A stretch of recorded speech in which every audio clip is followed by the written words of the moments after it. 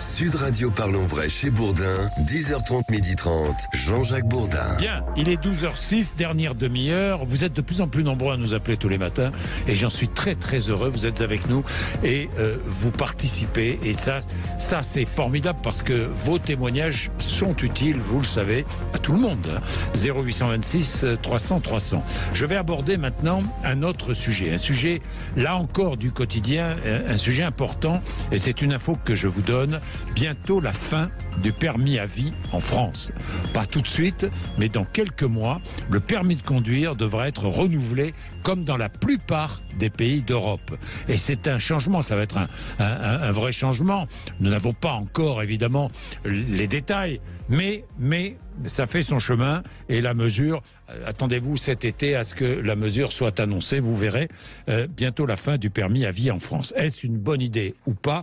Alors on va en parler, un contrôle régulier, à quel âge?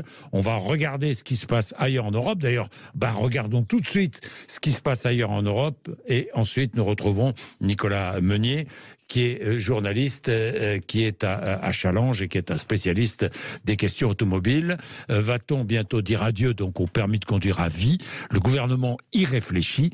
La France, l'Allemagne et la Pologne sont les derniers pays européens à ne pas tester les aptitudes, non seulement des seniors, mais les aptitudes à conduire tout au long de sa vie, tout au long de la vie.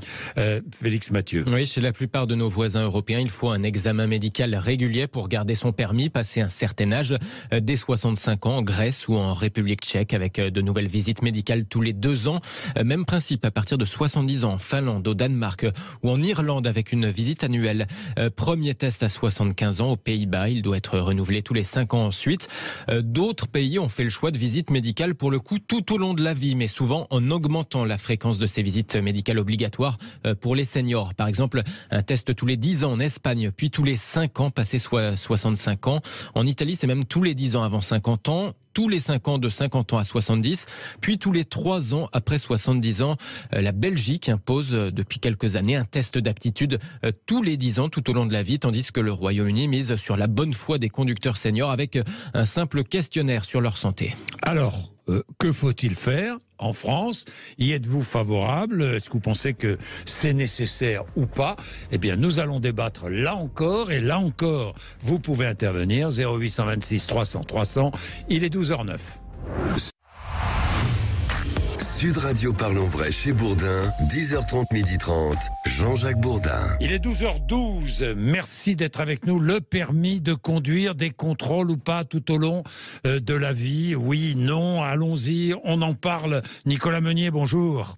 Bonjour Jean-Jacques Bourdin. Merci d'être avec nous, Nicolas. Dites-moi, on le remarquait, dans de très nombreux pays d'Europe, ces contrôles existent. La France, l'Allemagne et la Pologne sont les derniers pays européens à ne pas tester les aptitudes des seniors.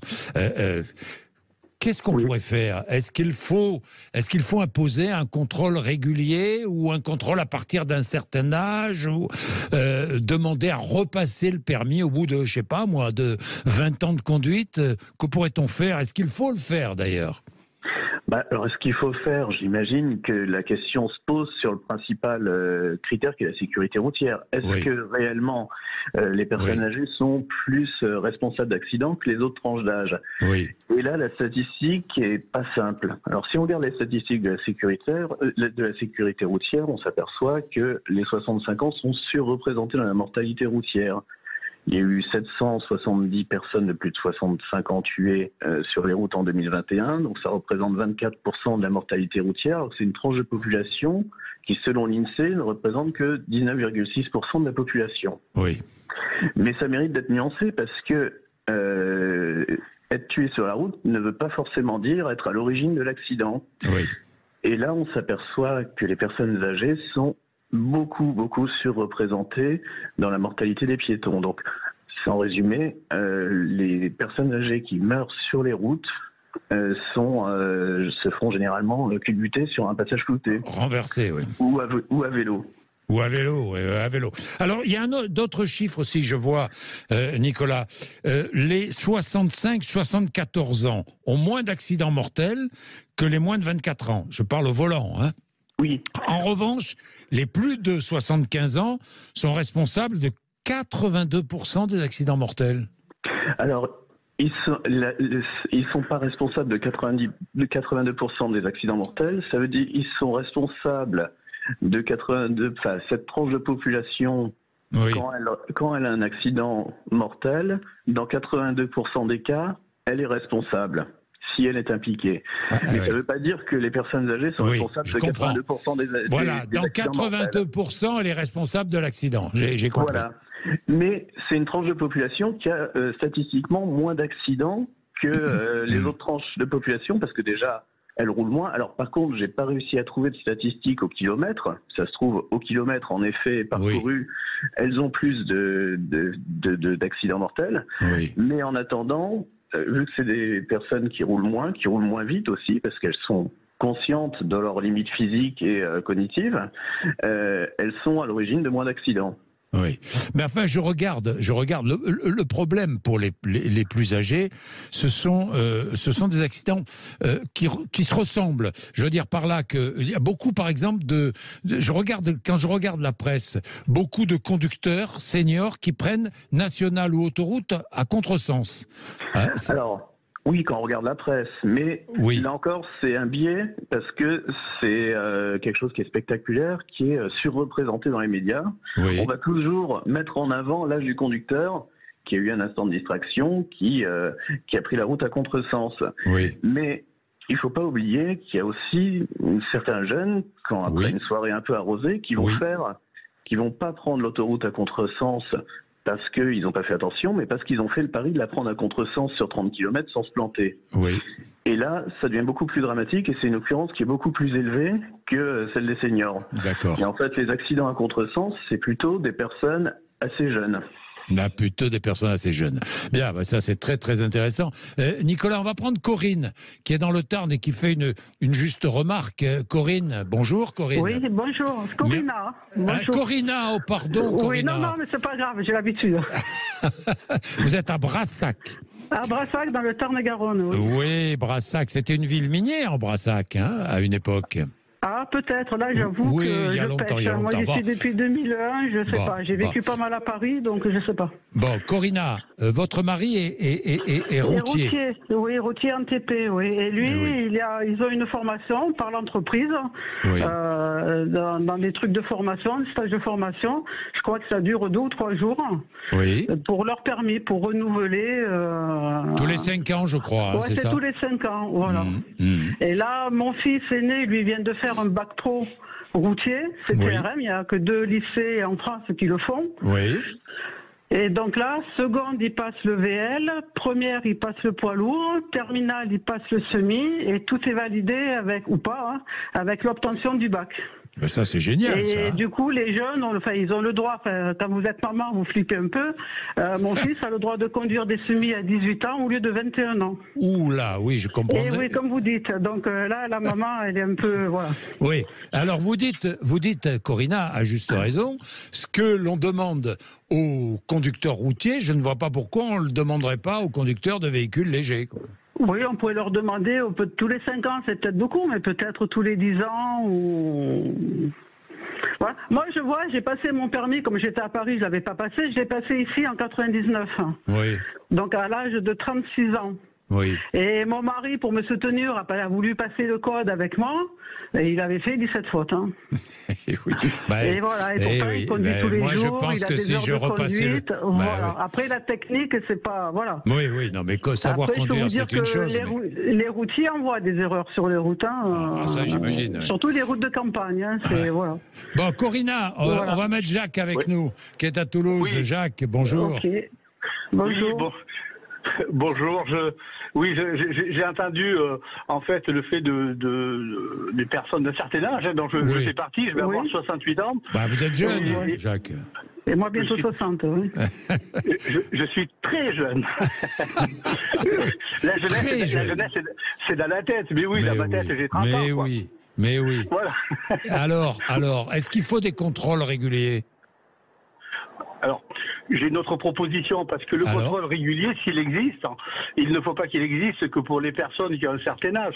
Oui. Parce que finalement, quand on regarde, et j'ai entendu tout à l'heure une personne, les accidents par les personnes d'un certain âge, ils sont quand même assez rares, quoi. Hein. Oui. C'était le premier point. Mais si on fait passer le permis, si on fait passer, pardon, des visites ou des contrôles à des personnes d'un certain âge, parce qu'ils sont susceptibles d'avoir plus d'accidents, et ce qui n'est même pas sûr, il faut faire passer aussi à des contrôles à des personnes qui ont d'autres actions. Je pense notamment, je passais tout à l'heure aux médecins, aux chirurgiens et à d'autres métiers. Alors, je ne parle pas de politique parce que je suis pas en politique, mais alors est-ce que jusqu'où on va dans le fait de passer des examens? Des tests. Ça, c'était des tests, ouais. Alors ça c'est le premier point, si je peux dire.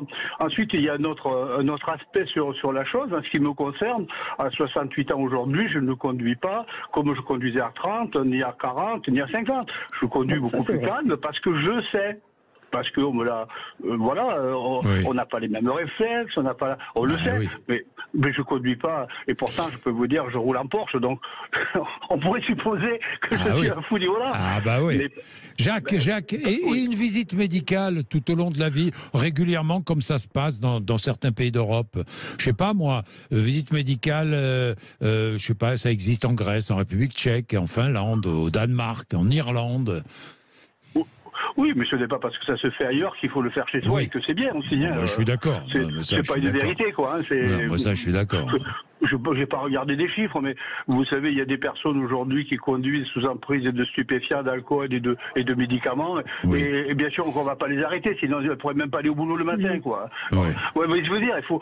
Alors, par contre, j'ai une proposition, et où j'en parle depuis longtemps. Une proposition qui est simple. Non, pourquoi on ne ferait pas par les assurances? Je l'ai fait, je suis passé par là. J'ai repassé le code plusieurs fois. Ah oui, d'accord. On repasserait le code, oui. Mais faire un test de code, parce qu'en fait, les questions qui se posent, regardez, quand vous arrivez sur des nouveaux ronds-points, des nouveaux giratoires, Ah oui, c'est vrai. Même ceux qui ont passé le permis il y a 6 mois, parfois ne savent pas les ça, c'est vrai. Je suis sûr qu'on serait tous collés au code de la route, là. Vous voyez ce que je veux dire? Repassons le code. Les personnes qui ont le code sont susceptibles d'avoir moins d'accidents, par nature. Ben oui. Bon, Jacques, merci. Corinna, merci. Vous voulez ajouter quelque chose, Corinna? Oui, je voulais parler parce que là, votre interlocuteur qui est sur Toulouse, il doit connaître à Saint-Jory le Centaure. Il y a des assurances qui prennent en charge le stage Centaure pour des comment on appelle ça, des stages de conduite si on veut sur le verglas, sur l'eau. Ils ont tout un site comme ça. Ben oui, il y a des assurances qui prennent en charge. Ouais. Alors si je peux, madame, j'ai fait ce stage-là. Et alors? J'ai fait ce stage-là et bon, c'est pas mal. Mais je pense qu'au lieu d'apprendre à déplacer les voitures, on devrait peut-être apprendre à conduire, pas à déplacer les voitures. Oui, je comprends.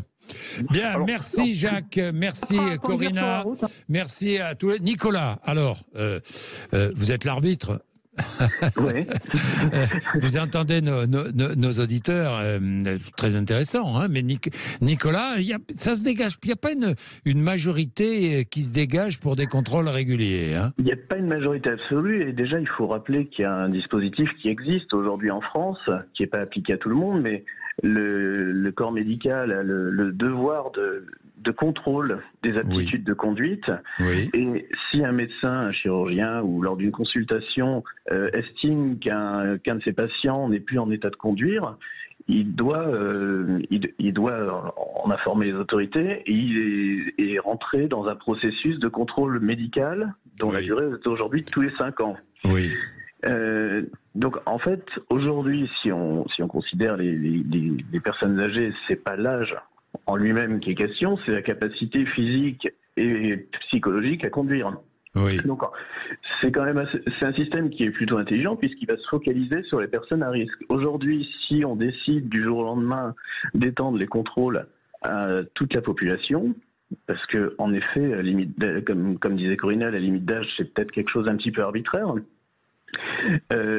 Ça veut dire qu'il faut déployer énormément de moyens financiers. Les médecins du travail n'y suffiront pas.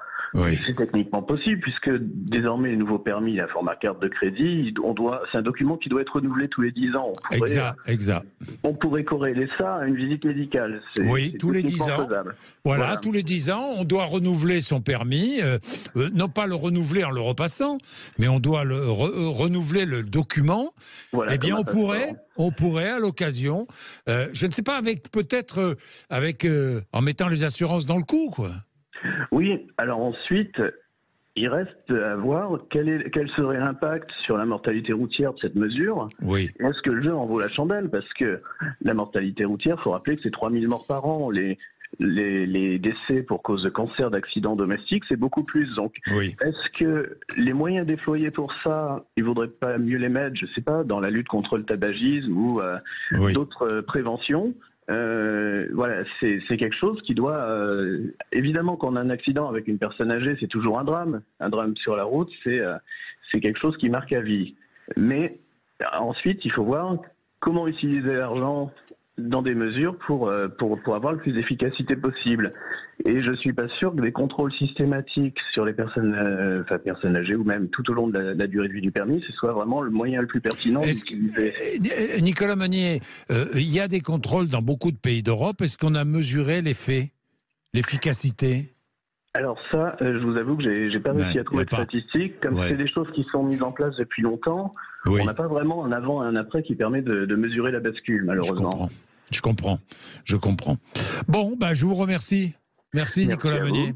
Merci d'avoir été avec nous et merci encore une fois, je voudrais remercier toutes celles et ceux qui nous accompagnent le matin. Vous êtes de plus en plus nombreux. Tous les jours, nous battons des records au standard et j'en suis très très heureux. Vous participez de plus en plus nombreux. Continuez. Nous allons, nous, de notre côté, continuer à vous donner la parole, évidemment, parce qu'elle est indispensable, cette parole. Merci. Non pas la monopoliser, la parole. Merci d'être avec nous sur l'antenne de Sud Radio. Il est 12h26. Bon week-end à tous et nous nous retrouverons toujours avec le même plaisir, évidemment, lundi matin.